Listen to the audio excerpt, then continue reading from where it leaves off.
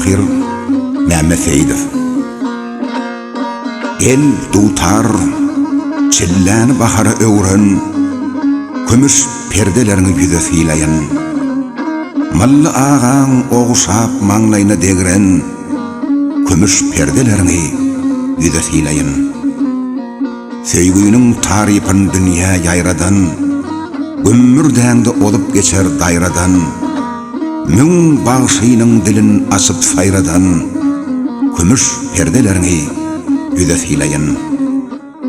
Ötewçi durnulaň ýoluny baglan, kalbyma ot berip jigerimi dağlan, mejnun bolup Leyliň gaşyna ağlan, kömüş perdelerini yüze filayan. Müňläp sanyň ýüregine berç goýan, müň gedaýyň depesine täç goýan, gyratlary suwsuz goýan aç goýan, kömüş perdelerini yüze filayan. Şatenemiň bir nädine degmedik, şa gölediň jigerini jigiledik, ýowul Ezraýyla boýun egmedik, kömüş perdelerini yüze filayan.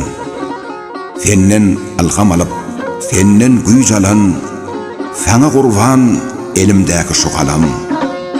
Jepbaryň jylgyrsyn ýadyma salan, kömüş perdelerini yüze filayan.